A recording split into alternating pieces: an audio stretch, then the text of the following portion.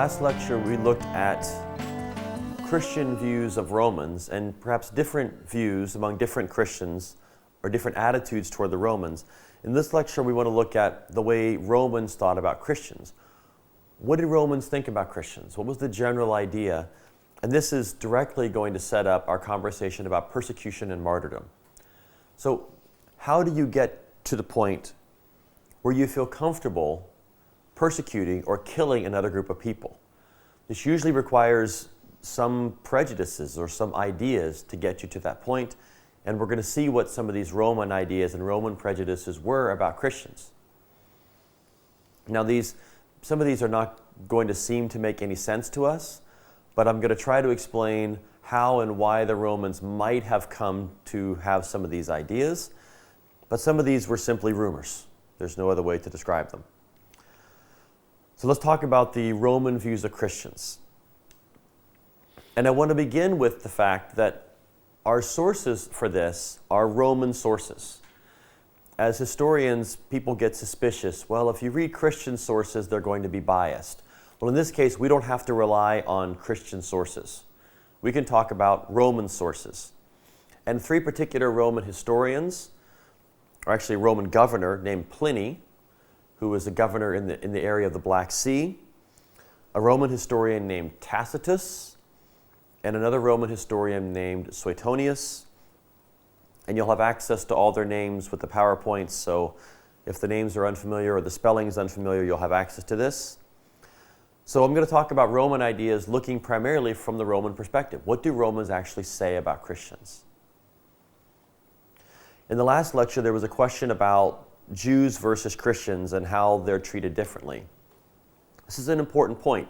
Initially, Christians are tolerated by the Romans because the Romans don't know the difference between Christians and Jews, or between Jewish followers of Jesus and Jews who do not follow Jesus. And there are indications of this. So why would the Romans leave the Christians alone if they thought that they were Jews? Well, generally speaking, the Romans thought the Jews were backward, thought they were simple people, thought they were barbaric in some ways because of the foods the Jews would not eat, because of circumcision. The Romans in general thought the Jews were very backward and very barbaric.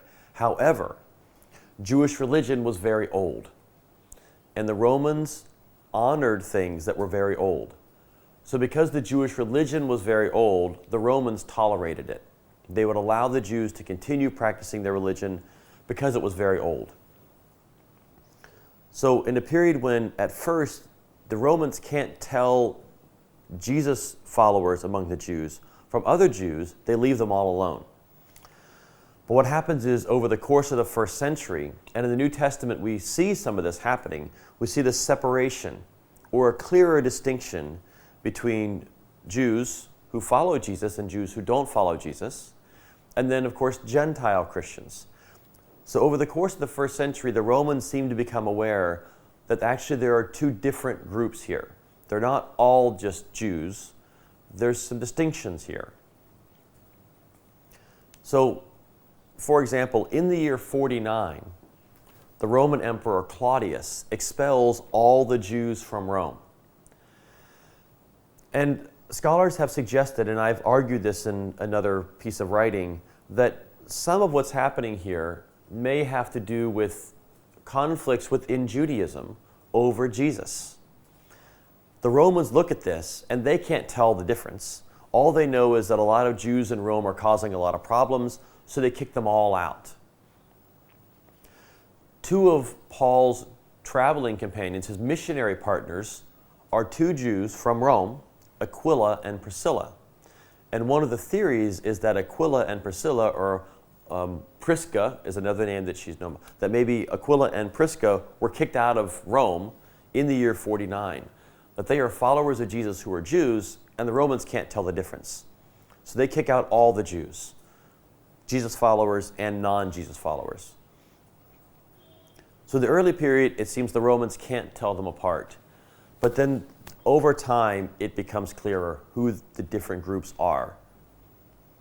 So what are some of the charges against Christians, and what are some of the ideas that Romans have that would cause them to distrust, even hate the Christians, and eventually persecute them.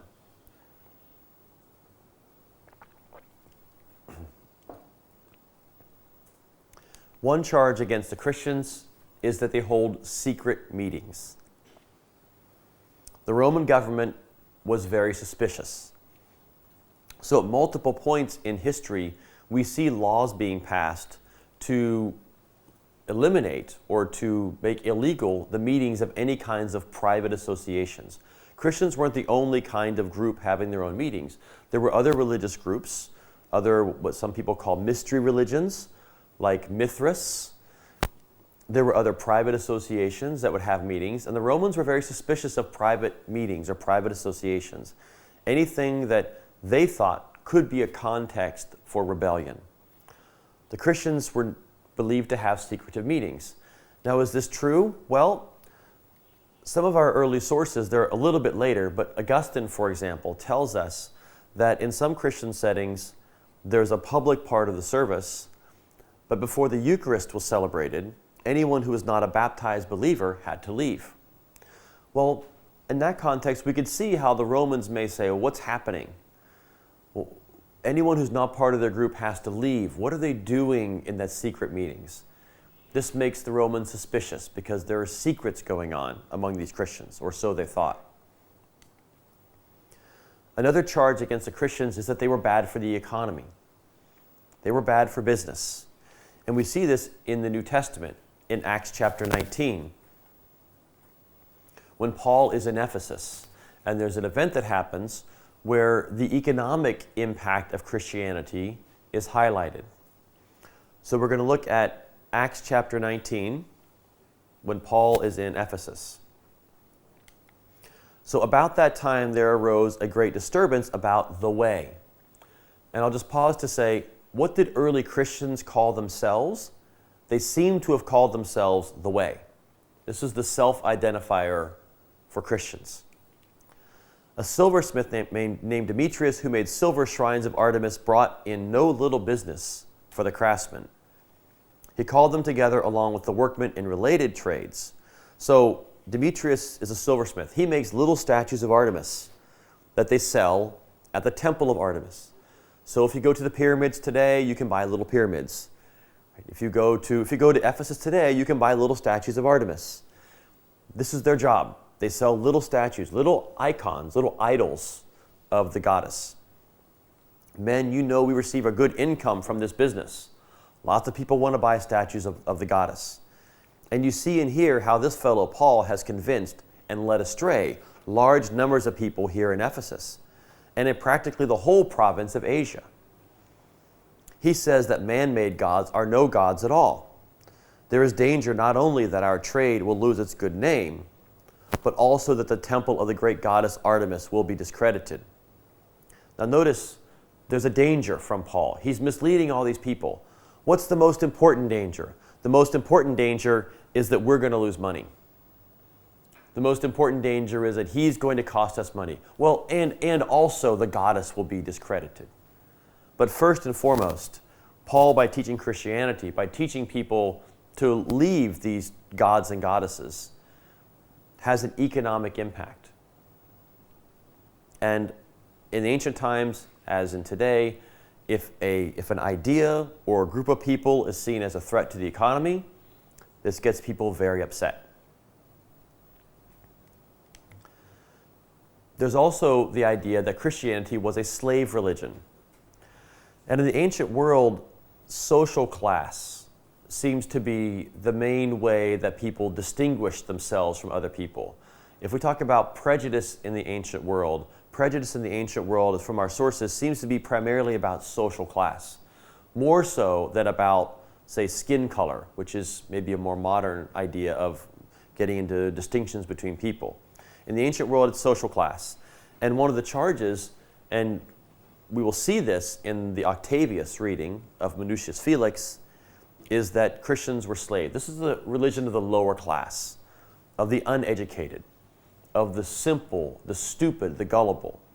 Only stupid, simple, gullible people, the low part of society, join Christianity. Now, the sources tell us this is not true at all. fact, the sources tell us that one of the threats of Christianity is that people in the upper class were also joining. But this is one of the biases. Yes? Can I just clarify, when you say slave religion, it is a prominent religion of slaves? Yeah, so the question is clarifying slave religion. Yes, that this is one of the common ideas is it's a religion only for the lower classes, for the slaves. So no educated person would become a Christian, even if the sources tell us they did. It's like saying only a stupid person would do this or do that, or only an ignorant person, only a lower class person would buy this kind of car, or whatever the prejudice might be. So these are charges against Christians, but that doesn't mean that they're true. Cannibalism and incest, and these two are related. So cannibalism, the idea that Christians ate other human beings. And incest, the idea that Christians would engage in sexual relations with people who were their relatives. Why might someone from the outside think that Christians were cannibals? Well, they heard that these Christians came together and shared a meal. And what happened at their meal? They ate the flesh and drank the blood of their leader. Now, we understand the Eucharist is, there are different understandings of what happens in the host, but we understand they weren't actually killing someone and eating their flesh and drinking their blood. But from the outside, this is what they heard. They're eating flesh and drinking blood. Incest. The charge of incest may come from the fact that Christians, and Paul talks about this in his letters, Christians would greet each other with a holy kiss. That a kiss of greeting was common among Christians based upon Paul's letters. Well, they kiss each other, and they call each other brother and sister, and they kiss each other. Brothers and sisters are kissing each other, and then they're doing things secretively. So they must be doing all kinds of horrible things in the dark. And possibly related to this is a charge of ritual murder, which is related to the Eucharist. And here we're going to look at a passage from the Octavius of Minucius Felix, in which he talks about how several of these charges were brought together: cannibalism, incest, and ritual murder. A young baby is covered with flour, the object being to deceive the unwary. Those who don't know what's going to happen are going to be deceived. It's then served before the person to be admitted into the rites. So someone wants to join the group, what happens? They take a baby, they cover the baby with flour, so that the initiate, the new person, doesn't know what's under the flour. The recruit is urged to inflict blows onto it. They appear to be harmless because of the covering of flour. So the person who wants to join Christianity is beating what seems to be flour, but there's actually a baby. Thus the baby is killed with wounds that remain unseen and concealed. It is the blood of this infant, I shudder to mention it. It is this blood that they lick with their thirsty lips. They are the limbs they distribute eagerly. This is the victim by which they seal their covenant. So this prejudice is that Christians bring new initiates. They get the new person to kill a baby, and then they eat the baby and drink the blood. And that's what happens at their secret meals. On a special day, they gather in a feast with all their children, sisters, mothers, all sexes and all ages. There, flushed with the banquet after such feasting and drinking, so after they've eaten the flesh and drunk the blood of the baby, they begin to burn with incestuous passions. Because eating a baby makes you very sexually aroused. That's the idea.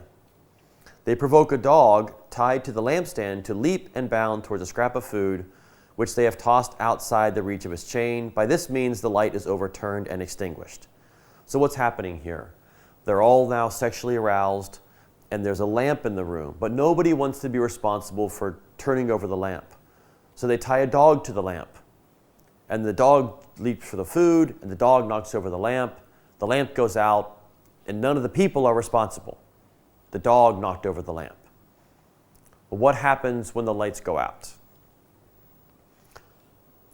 With it, when the light goes out, with it common knowledge of their actions. In the shameless dark, with unspeakable lust, they copulate in random unions, all equally being guilty of incest, some by deed, but everyone by complicity.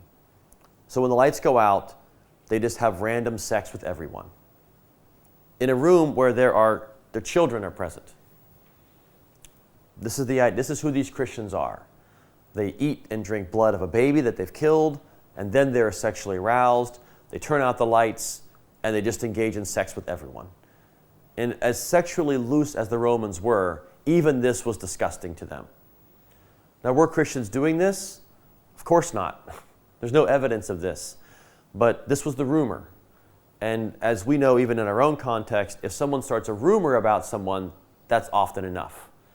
It doesn't matter what they actually do if you think they do certain things. So these are dangerous people. These are immoral people. At least the Romans thought so. The Romans thought that these Christians were immoral, dangerous people who murdered babies. But there were more charges against the Christians. And now we get into the kinds of charges and accusations that led eventually directly to persecution. Christians were considered unpatriotic. They did not support the government because they would not take part in the festivals. The Roman calendar had dozens and dozens of feasts and festivals in honor of different gods and goddesses. All these public holidays were for these pagan gods and goddesses. Christians would not take part. What's wrong with these Christians that they wouldn't come and take part in our public feasts? Now, patriotism is still an issue in many countries especially. If someone came to the United States and said, I want to live here, but I will never come to the July 4th celebration. In America, everyone goes to the July 4th celebration. It celebrates our freedom. What's wrong with you that you don't want to come and celebrate our freedom? There was a story in a large stadium in New York City. They played a song, a national song. This man tried to leave during the national song to go to the restroom, and he was kicked out of the stadium because he was perceived as being disrespectful to the nation because he was not respecting the national song. Christians also were seen as unpatriotic because they refused to join the army. One of these signs, one of the proofs that you supported the government was that you would serve in the army. So refusing to serve in the army was a statement of, I refuse to support Rome. I refuse to support the Roman Empire. Now, was it true that Christians refused to join the army? It appears to be true. So here's a section from a text written by Hippolytus of Rome, in which he says, a soldier of the civil authority must be taught not to kill men and to refuse to do so if he is commanded, and to refuse to take an oath. If he is unwilling to agree, he must be rejected for baptism. A military commander or civic magistrate must resign or be rejected. If a believer seeks to become a soldier, he must be rejected, for he has despised God. So in the United States now, there's a strong connection between Christianity and patriotism. Christians are usually very strong supporters of those who serve in the military. But in the early church, there's a problem here. And there seem to be two particular problems. One is killing. Hippolytus says here, if someone wants to come for baptism, if they kill, if they're someone who kills for a living, they cannot be baptized. The other one is taking an oath. Joining the Roman army meant taking an oath. I will serve Caesar. I will serve Rome. And Christians could not take that oath. Christians could not say, Caesar is Lord. Caesar is my leader.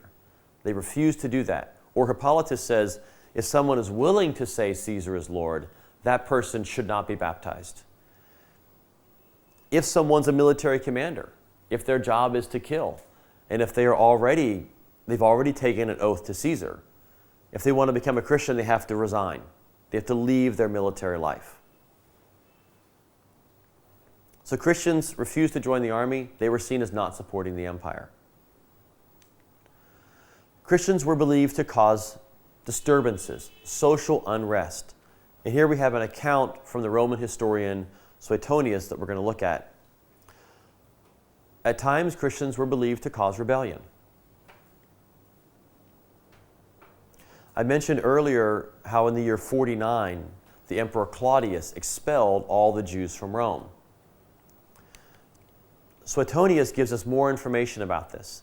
Since the Jews constantly made disturbances at the instigation of Chrestus, he, that is the Emperor Claudius, expelled them from Rome. Who is Chrestus? Most historians think Chrestus is Christus. Christus is the Latin word for Christ. So this Roman emperor looks and he sees that there's a problem among the Jews. They're constantly having these debates about someone called Christus, Christ. And because of that, the emperor expels all of them from Rome. So they're bad because they're causing rebellion. In this period, the emperor, like this historian, can't really tell Jews who follow this Christus from Jews who don't follow Christus. But the point is they're causing problems, civic disturbances, so they're being kicked out of the city.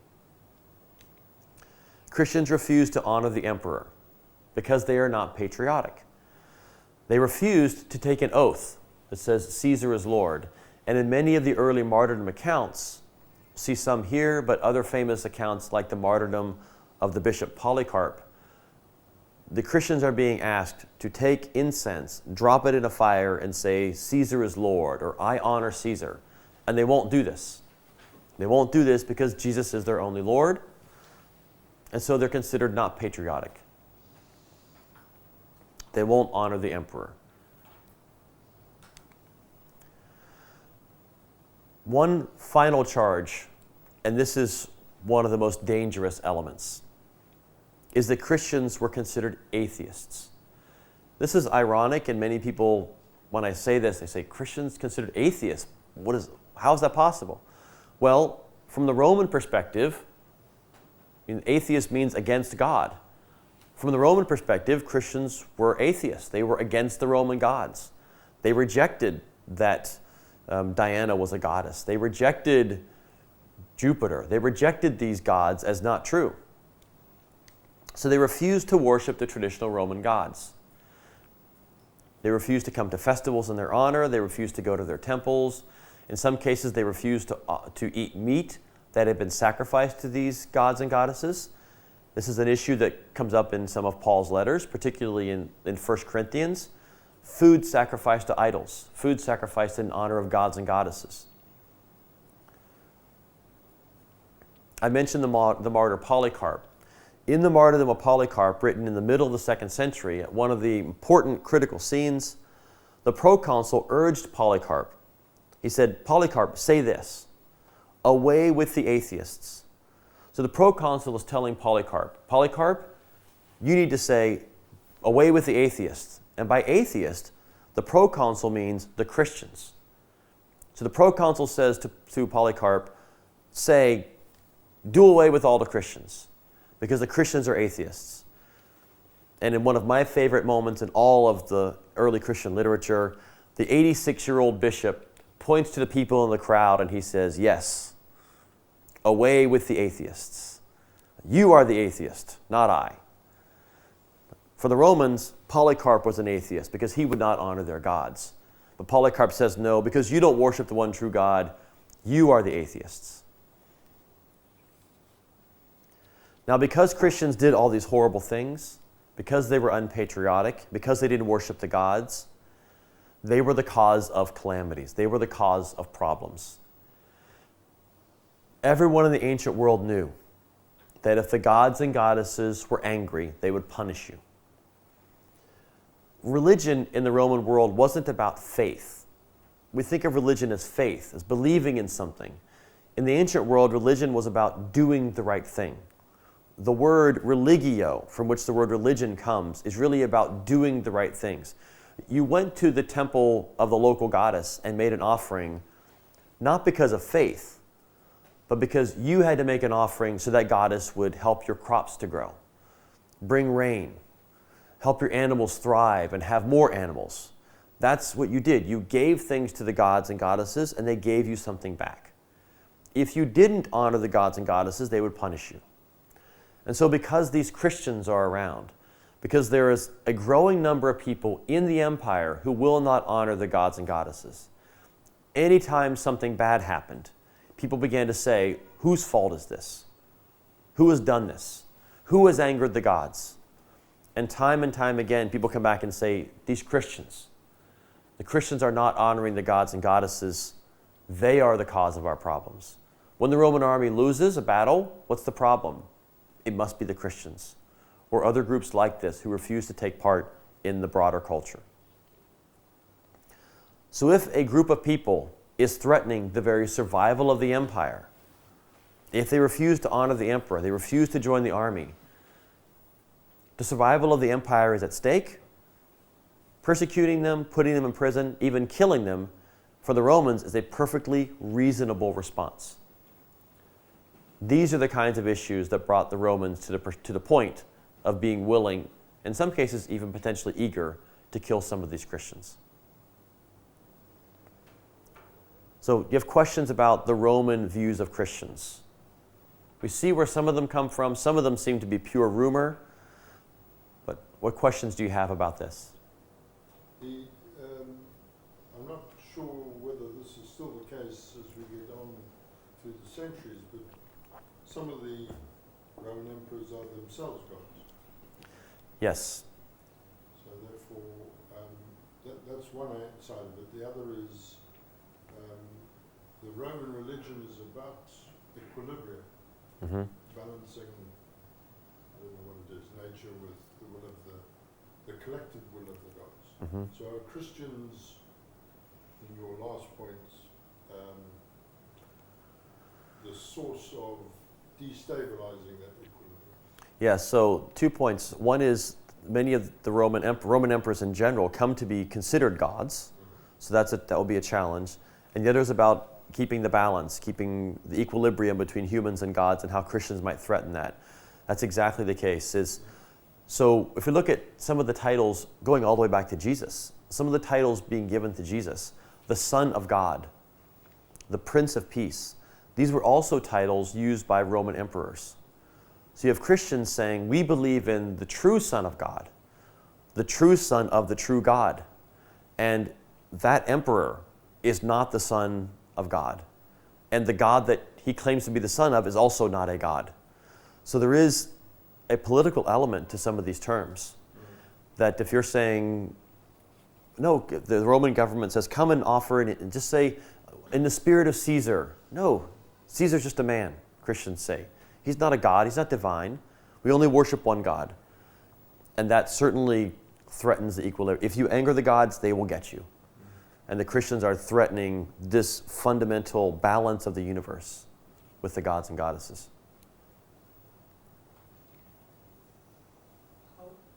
How can Christians refuse to honor the emperor while in Paul's words he tells the Christians to honor the authorities and Jesus' words to give what to God and what to Caesar. How they read these texts? Yeah, so the question is, how could Christians refuse to honor the emperor when Paul says to honor the government authorities and Jesus talks about giving to Caesar what is Caesar's?